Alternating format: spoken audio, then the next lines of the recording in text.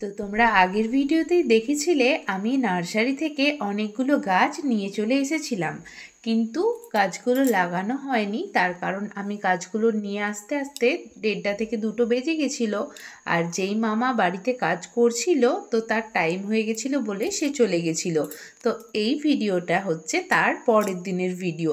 আজকে তোমাদের সাথে আমি 2 দিনের ভিডিও শেয়ার করব। গাছ লাগানো থেকে শুরু করে তারপরে তার পরের দিনের কি কি কাজ হলো সেইগুলো সবই আজকে তোমাদের সাথে শেয়ার করব।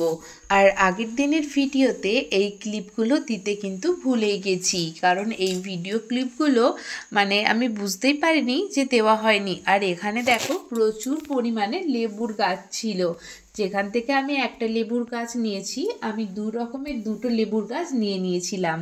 তো এই হলো সেই বাগানটা। তো যেহেতু আমার সব গাছগুলোর সাথে কোলা গাছ লাগানোরও কথা ছিল, কারণ আমাদের যে জমিটা ছিল না সেই জমিটার কিছুটা জায়গাতে রোদ পড়তো, আর কিছুটা জায়গাতে বড় বড় গাছ থাকার কারণে সাইডে রোদ পড়তো না।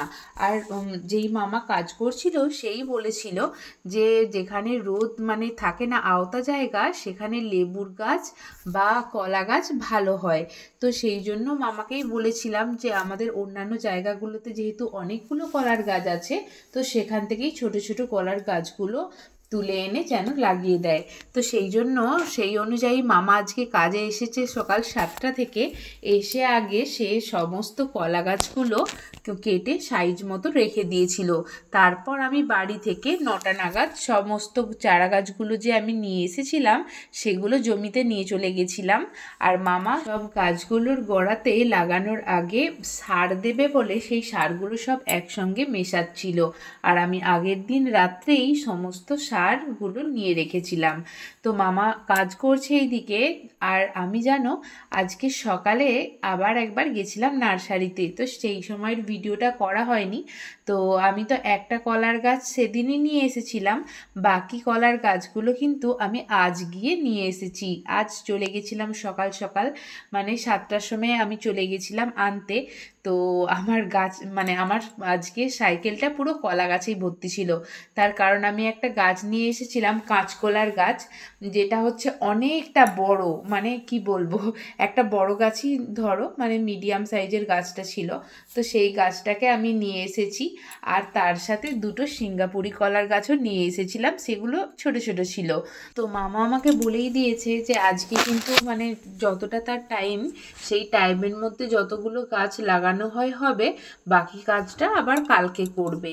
কারণ সব গাছগুলো লাগাতে অনেকটাই টাইম লাগছে। তারপরে আবার গাছের গোড়াতে 1 বালতি করে আজকে জল ঢেলে দেবে, আমি বিকেলে জল দেব। তারপরে মামা আবার পরের দিন আসবে, তখন যদি কোনো বাড়তি মানে গাছ লাগাতে বাকি রয়ে যায় সেই গাছগুলো লাগিয়ে পাইপ ফিট করে জল দিয়ে দেবে।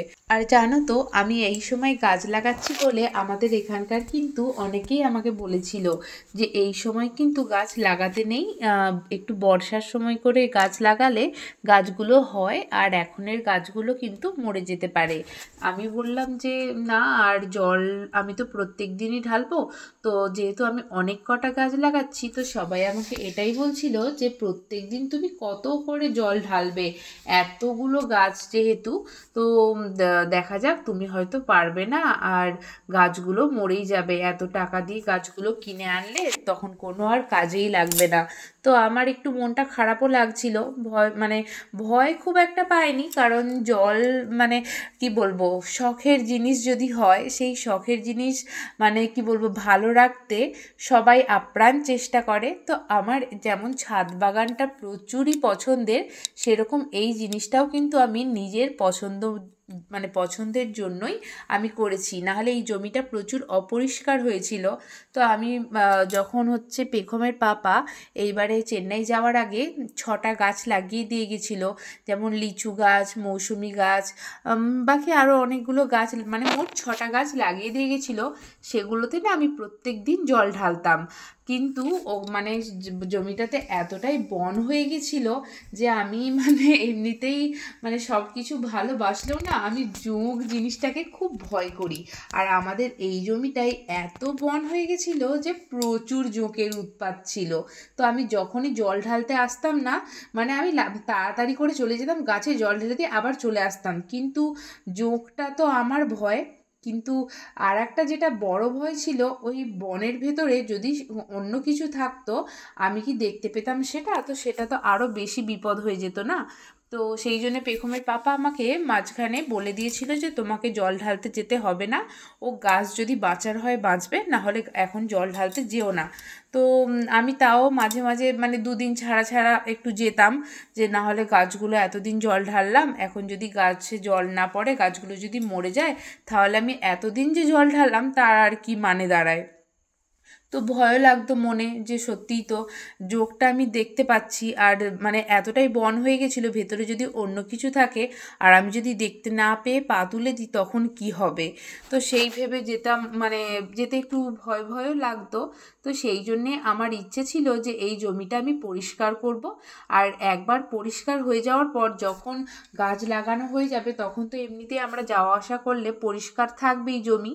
তারপর যখন একটু একটু বন হতে থাকবে, হয় নিজেরা পরিষ্কার করে নেব, নাহলে যেই মামা কাজ করছে সেই মামাকেই একবার বলবো যে জমিটা একটু হালকা করে পরিষ্কার করে দিতে। কারণ একবার জমি পরিষ্কার হয়ে গেলে আর সেখানে যদি গাছ লাগানো হয়, সেই জমির প্রতি কিন্তু একটা কি বলবো, মানে সেই জমিটা কিন্তু পরিষ্কার থাকে, যেখানেই যাতায়াত থাকে সেই জায়গা কিন্তু ভালোই থাকে, আর যেখানে যাতায়াত থাকে না সেই জায়গা কিন্তু মানে নোংরা হয়ে যায়, বাজে হয়ে যায়। তো সেই রকমই একটা ব্যাপার। তো যেহেতু এটা আমার খুব শখের একটা জিনিস সমস্ত গাছ লাগানো, তো আমি মানে প্রত্যেক দিনই এই গাছগুলোতে জল ঢালতাম। আর প্রত্যেক দিন আমি মানে কি বলবো, আমি নিজে হয়তো গণিনি যে বালতি করে জল ঢালতে হয়, কিন্তু আমার এখানের অনেকে বলতো যে পৌলমী তুমি নিশ্চয়ই মানে এত যে মানে 45 থেকে 50 বালতির মতন প্রত্যেক দিন জল তুলছো, তোমার অসুবিধা হয় না? তো আমি তখন বলতাম যে 50 বালতি হয়ে যাবে? তো বলল তুমি দেখো, একবার গুনে দেখো, প্রত্যেকটা গাছের গোড়াতেই তো তুমি 1 বালতি করে জল ঢালছো, যেহেতু এখন রোদটা প্রচুরই কড়া। তো সেই জন্য আমি না এর মধ্যে একদিন আমি গুনে দেখেছিলাম যে সত্যিই তো বালতি করে জল ঢালতে হচ্ছে। এখানে তো অনেক কটা গাছই হয়েছে, আর আমাদের বাড়ির সামনে আরও অনেকগুলো যেমন জবা গাছ আছে, ছোট ছোট কাঁঠাল গাছ হয়েছে, লিচু গাছ আছে, আর মা অনেকগুলো জবার ডাল লাগিয়েছিল আগের বর্ষাতে। তো সেই গাছগুলোও যেহেতু হয়েছে, সেই গাছের গোড়াতেও আমি জল দিই। তো সেই জন্য সব মিলিয়ে টোটাল কিন্তু আমার 50 বালতি হয়েই যায়, প্রত্যেক দিন আমাকে জল তুলতে হয়।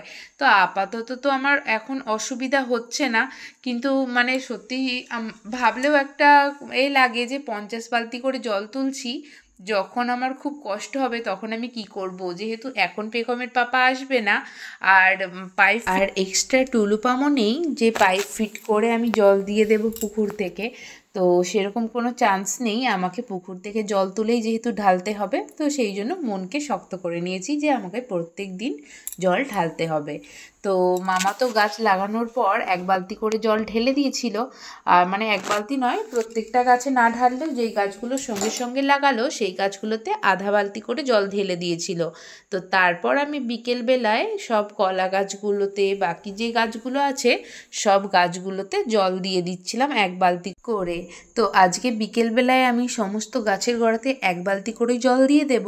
কালকে মামা এসে মানে একটু টুলু পাম্প ফিট করে পাইপে করে কিছুটা জল দিয়ে মাটিগুলো একদম ভালোভাবে ভিজিয়ে দেবে।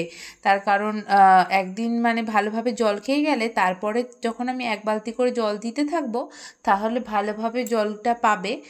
তো যেহেতু আমাদের টুলু পাম্প ছিল না, তো মামাকেই বলেছিলাম, মামা বলল ঠিক আছে, আমি আমাদের টুলু পাম্পটা নিয়ে সেই পাইপ ফিট করে, পাইপ আমাদের ছিল কারণ বাড়ি যখন তৈরি হচ্ছিল তখন বাড়িতে জল দেওয়ার জন্য পাইপ কেনাই ছিল, তো সেই পাইপ ফিট করে জল দিয়ে দেবে বলে মামা বলে দিয়েছিল।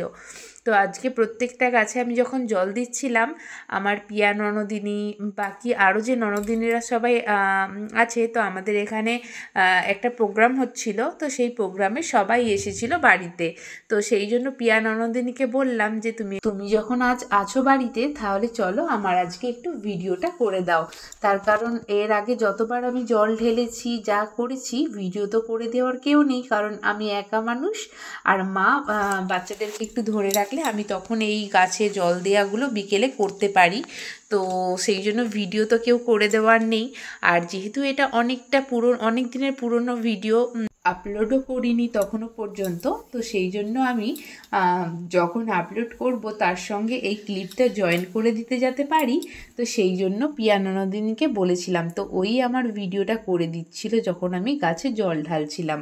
তো সেই জন্যেই আজকে আমি এই ভিডিওটার সঙ্গে জয়েন করতে পেরেছি, এই ভিডিও ক্লিপটা গাছে জল দেওয়ার।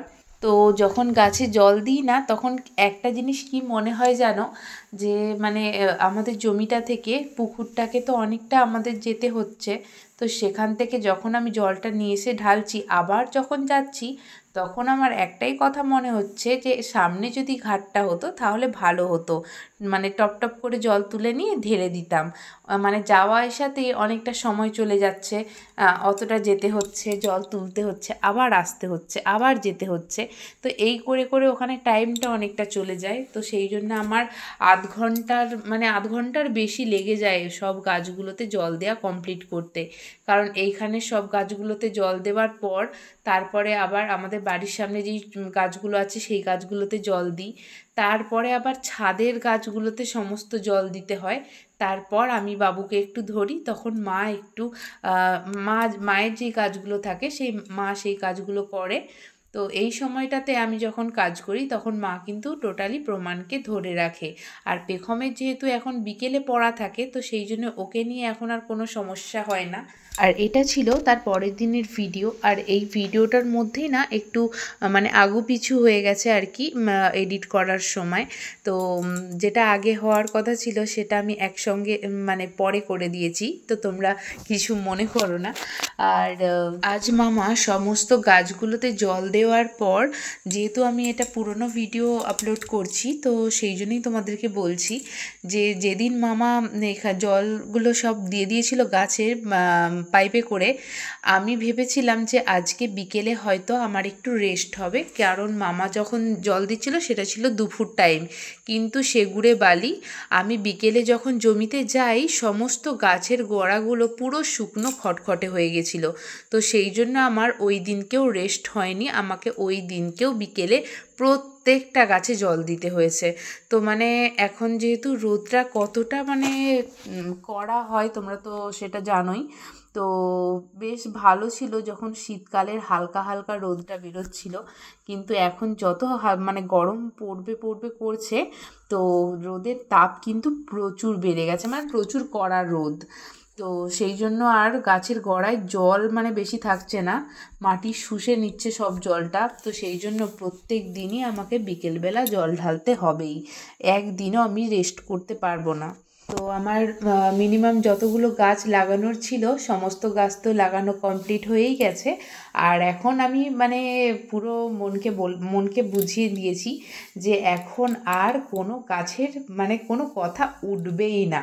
তো মানে আমি যদি নার্সারিতে যাইও আর একটাও গাছও নিয়ে আসবো না, যতই ভালো লাগুক। তার কারণ আমি প্রচুর গাছ নিয়ে চলে এসেছি আর লাগানোও হয়ে গেছে, আর এখন জল ঢালতে ঢালতে মানে অবস্থা খারাপ।